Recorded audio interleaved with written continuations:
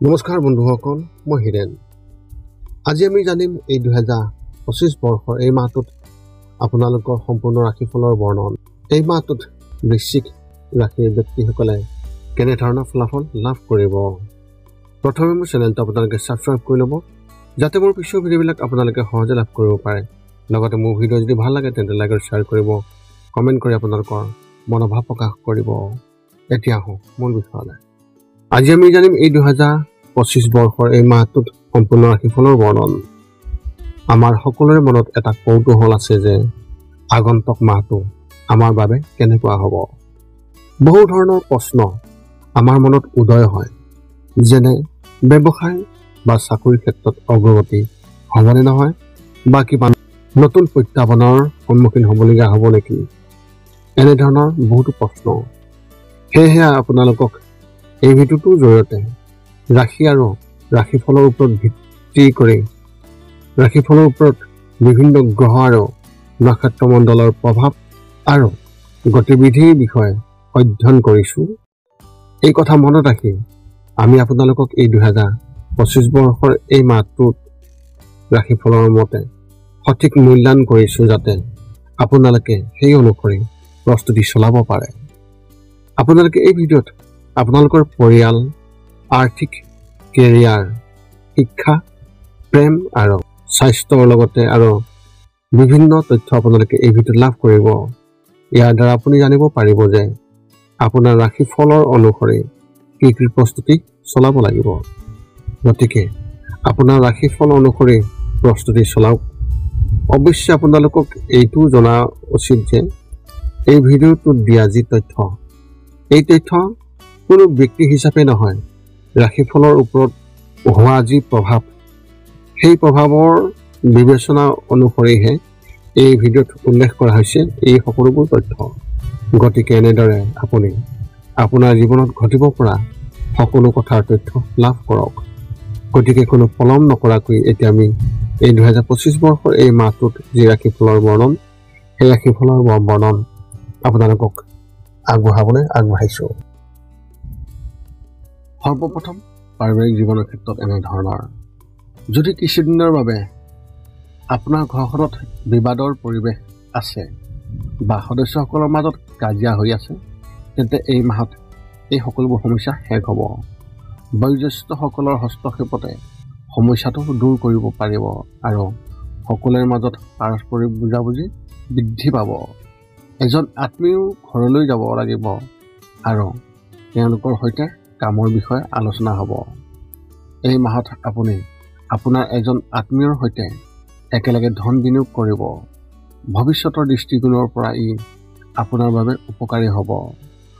ঘৰটোত মাংগলিক যি কাম, সেই কাম সংঘটিত হ'ব, যাৰ বাবে পাৰিবাৰিক পৰিৱেশ আধ্যাত্মিক হৈ থাকিব। আপোনালোকৰ পৰিয়ালৰ সন্মান চুবুৰী মানুহৰ মাজত আৰু অধিক বৃদ্ধি পাব। ব্যৱসায় আৰু চাকৰিৰ ক্ষেত্ৰত এনেধৰণৰ। এই মাহত ব্যৱসায়ীসকলে খুবেই ভাল ফলাফল লাভ কৰিব আৰু আপুনি ভৱিষ্যতৰ কৌশল প্ৰস্তুত কৰিব। আপোনালোকক অলপ আগত উল্লেখ কৰা মতে আপুনি আপোনাৰ এজন আত্মীয়ৰ সৈতে ধন বিনিয়োগ কৰিব, তেতিয়া আপুনি ইয়াৰ বিষয়ে আশাবাদী হ'ব। বজাৰত ইতিবাচক পৰিৱেশ থাকিব আৰু তাত আপোনাৰ ছাবস্ক্ৰিপশ্যন বৃদ্ধি পাব। যদি আপুনি এটা কাম কৰি আছে, তেন্তে এই মাহত আপোনাৰ বিষয়ে ৰাজনীতি থাকিব পাৰে। অফিচৰ কোনো সহকৰ্মীয়ে আপোনাৰ কামত সুখী নহ'ব আৰু তেওঁ আপোনাৰ ক্ষতি কৰিবলৈ চেষ্টা কৰিব পাৰে। এনে পৰিস্থিতিত কাৰোবাৰ কথা ক'বলৈ গ'লে কিবা ভুল কৰাটো এৰাই চলি সকলোৰে লগত একেলগে কাম কৰক। শিক্ষা আৰু কেৰিয়াৰ ক্ষেত্ৰত এনেধৰণৰ। কলেজত পঢ়ি থকা বা কলেজৰ পৰীক্ষাৰ সময়ত ওচৰ চাপি শিক্ষা আৰু কেৰিয়াৰ ক্ষেত্ৰত এনেধৰণৰ। কলেজত পৰীক্ষাৰ সময় ওচৰ চাপি আহিছে আৰু আপুনি ইয়াৰ বাবে প্ৰস্তুতি আৰম্ভ কৰিছে আৰু কৰিব লাগিব। এই মাহত বেছিভাগ সময় অধ্যয়নত খৰচ হ'ব আৰু আপুনি অধ্যাৱসায়ীভাৱে কাম কৰিব। যদিও আপুনি বন্ধুৰ সৈতে ক'ৰবালৈ যোৱাৰ পৰিকল্পনা কৰিব পাৰে, কিন্তু আপুনি ইয়াক বাধা দিব লাগিব। বিদ্যালয়ৰ ছাত্ৰ ছাত্ৰীসকলৰ অধ্যয়নৰ কম আৰু খেলা ধূলাত বেছি সময় খৰচ হ'ব। চৰকাৰী পৰীক্ষাৰ বাবে প্ৰস্তুতি চলোৱা ছাত্ৰ ছাত্ৰীসকলে এই মাহত পঢ়া শুনাত কম গুৰুত্ব দিবলগীয়া হ'ব পাৰে। তেওঁলোকৰ মনোযোগ আন এটা ক্ষেত্ৰত কেন্দ্ৰীভূত হ'ব আৰু তেওঁলোকেও নিজৰ পথৰ পৰা বিচ্যুতি হ'ব পাৰে। এনে পৰিস্থিতিত আপোনাৰ শিক্ষকৰ সৈতে যোগাযোগ ৰাখক আৰু তেওঁলোকৰ পথ প্ৰদৰ্শন কৰি থাকিব। ভৱিষ্যতৰ প্ৰতি সতৰ্ক হ'ব যদিও কোনো সুনিৰ্দিষ্ট সিদ্ধান্ত ল'ব নোৱাৰিব। প্ৰেমৰ ক্ষেত্ৰত এনেধৰণৰ, যদি আপুনি বিবাহিত তেন্তে এই মাহত ইনলাইনৰ ফালৰ পৰা ভাল কিবা এটা দেখা পোৱা যাব। ইনলাইন সকলোৱে আপোনাৰ লগত সুখী যেন দেখা যাব আৰু সম্পূৰ্ণ সমৰ্থন পাব। সংগীৰ সৈতে আপোনাৰ সম্পৰ্ক মিঠা হৈ পৰিব আৰু তেওঁলোকৰ সৈতে বিশেষ কিবা এটা কৰাৰ প্ৰয়াস কৰিব। যদি আপুনি বিবাহৰ বাবে সম্পৰ্ক বিচাৰি আছে তেন্তে এই মাহত বন্ধুৰ পৰা এটা ভাল প্ৰস্তাৱ আহিব পাৰে। বন্ধুসকলৰ যিকোনো এজন ব্যক্তিৰ প্ৰতি আকৰ্ষণৰ ভাৱ হ'ব, কিন্তু তেওঁলোকৰ লগত আগবাঢ়িব নোৱাৰিব। ঘৰৰ এজন সদস্যই আপোনাৰ প্ৰেমৰ সম্পৰ্কৰ বিষয়ে জানিব পাৰে, কিন্তু ভৱিষ্যতৰ দৃষ্টিকোণৰ পৰা ই শুভ হ'ব।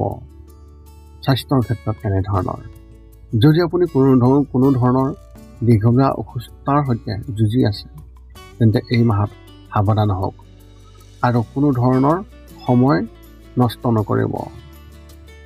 ঘৰত সকলোৱে স্বাস্থ্যৰ যত্ন লওক। এই মাহত স্বাস্থ্যৰ ক্ষেত্ৰত ইমান ভাল নহয় আৰু কিছুমান অশুভ হ'ব পাৰে। মানসিকভাৱে সুস্থ হৈ থাকিব, কিন্তু মাহৰ মাজভাগত কিবা এটাৰ বাবে চিন্তা হ'ব। এনে পৰিস্থিতিত ইয়াৰ প্ৰতি অধিক মনোযোগ দিয়াৰ পৰিৱৰ্তে আপুনি যদি সমাধান কৰিবলৈ চেষ্টা কৰে তেন্তে আপুনি সঠিক ফলাফল পাব।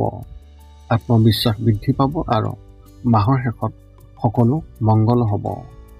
আপোনাৰ এই মাহত শুভ সংখ্যা হিচাপে 3 আৰু শুভ ৰং হিচাপে আপুনি এই মাহত নীলা ৰং ব্যৱহাৰ কৰিব পাৰে। বৃশ্চিক ৰাশি ব্যক্তিসকলৰ বাবে এক বিশেষ তথ্য আগবঢ়োৱা হৈছে। এই মাহত মংগল গ্ৰহ আপোনাৰ ৰাশিৰ ওপৰত গধুৰ হৈ পৰিছে আৰু কিবা এটা অশুভ হ'ব পাৰে।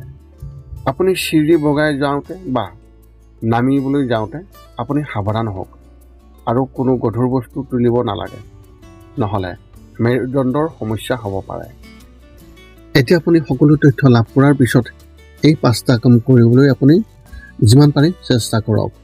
সৰ্বপ্ৰথমটো হৈছে আপুনি আপোনাৰ শৰীৰটো সুস্থ কৰি ৰাখিবলৈ দৈনিক যোগাসন কৰক, য'ত মূলতঃ 10 মিনিটৰ বাবে ওমকাৰ মন্ত্ৰ, 10 মিনিটৰ বাবে কপালভাতি আৰু 10 মিনিটৰ বাবে অনুলোম বিলোম।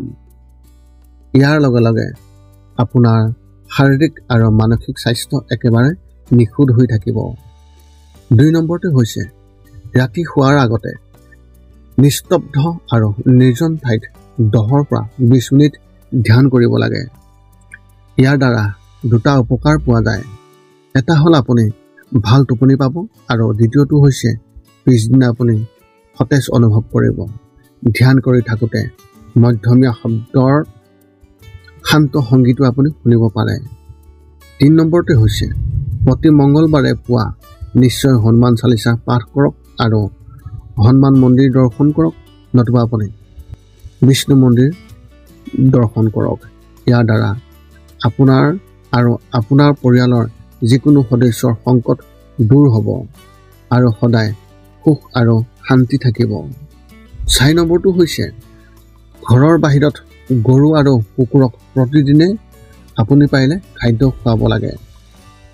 খাদ্য খোৱাক আৰু যদি পাৰে চৰাই চিৰিকটি আদিকো খাদ্য আৰু পানীৰ যোগান ধৰক। এই পৃথিৱীখন যিমান আমাৰ সিমানেই সিহঁতৰো। নিতৌ ইহঁতক খুৱাই আমি তেওঁলোকৰ পৰা এক আশীৰ্বাদ লাভ কৰিব পাৰোঁ আৰু আমাৰ ওপৰত থকা গ্ৰহবোৰৰ কুপ্ৰভাৱ দূৰ হ'ব। সদশেষত 5 নম্বৰটো হৈছে আপুনি পাৰিলে মাজে মাজে চৌপাশৰ দুখীয়া ব্যক্তিসকলক আপুনি পাৰিলে সহায় কৰক আৰু ভোকাতুৰ ব্যক্তিসকলক আপুনি পাৰিলে খুৱাবলৈ চেষ্টা কৰক। এই আছিল বৃশ্চিক ৰাশিৰ ব্যক্তিসকলে এই 2025 বৰ্ষৰ ফেব্ৰুৱাৰী মাহটোত লাভ কৰিবলগীয়া সম্পূৰ্ণ ৰাশিফলৰ বৰ্ণন। যদি আপোনাৰ মনত এতিয়াও জ্যোতিষ সম্বন্ধীয় কিবা প্ৰশ্ন আছে তেন্তে আপুনি আমাক এই ভিডিঅ'ৰ তলত কমেণ্ট কৰি আমাক অৱগত কৰাওক আৰু আমি আপোনালোকৰ প্ৰশ্নৰ উত্তৰ সকলো সময়তে আমি দিবলৈ আমি সকলো সময়তে সাজু আছোঁ। যদি মোৰ ভিডিঅ'টো ভাল লাগিল তেন্তে ছাবস্ক্ৰাইব কৰি দিব চেনেলটো, যাতে পিছত আপোনালোকৰ সুবিধা হয়। ভিডিঅ'টো ভাল লাগিলে লাইক শ্বেয়াৰ কমেণ্ট কৰিব। পুনৰ লগ পাম অন্য এটা ভিডিঅ'ত। আজিলৈ ধন্যবাদ।